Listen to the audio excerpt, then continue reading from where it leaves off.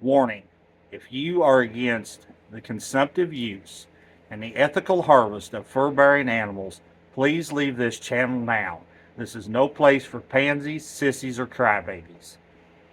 Hey trappers, Dale Billingsley here, Billingsley Brand Lures. Guys, it's a little bit windy here today, but we're going to try to shoot this video for y'all. I've had a request to do a fox snaring video and what I look for when I'm specifically targeting red fox. So let me flip this camera around and we will get started. Alright gang, so what we got going here, we've got a nice cedar thicket kind of thing here along the edge of the road.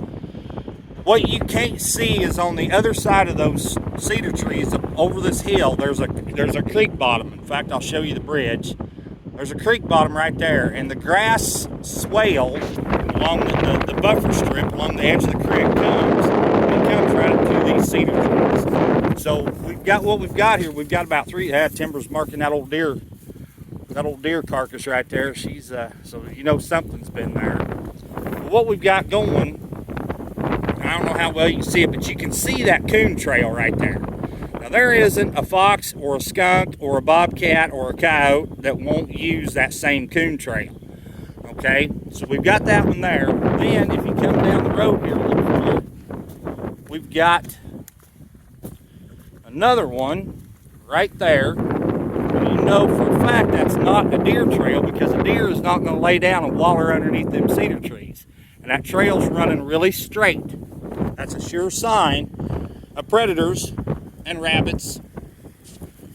Sorry, y'all, had a truck coming, had to get a hold of timber and get her to stay. So we come down the road a little further here though, on that last trail. Nothing right here under these. But right up here a little further, we've got another trail, again coming under these cedar trees.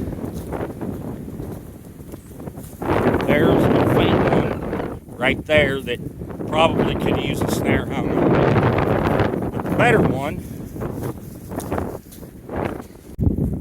anyway, we've got another good trail right there.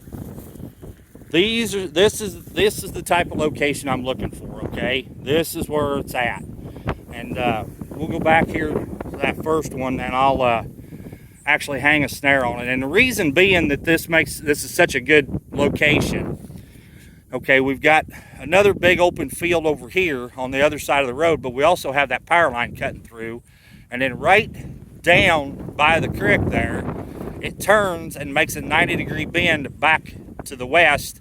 So any fox or coyote or cat coming through here would hunt right down along the top of this ridge here that you see in front of us, down to that power line, and then right up along the edge of the creek, they would follow it right up through there. You just have to stop and think like them in order to catch them. So anyway, let's go back and hang a snare on the trail, and I'll show you how I do it and what I'm looking for. All right, guys, so we're here at our trail, and I'll adjust the camera again here in just a minute so y'all can see, but I want to go through this with you just real quick. The way I support and stabilize my snares is I just take a piece of number 9 wire, about 2 feet long. I catch hold of my pliers and I put a little bend here, and then I take the tag end of it here and I catch a little bend there. The reason I do that is because and I've gone through this several times on several other videos, this end goes in the ground. Okay, if you were to walk up and just stick this end straight in the ground, you can see that thing is going to flop and turn, and it's very important that you get a snare stabilized solid. So put that little bend in there and then shove this in the ground, and now there's no way for it to move around on you.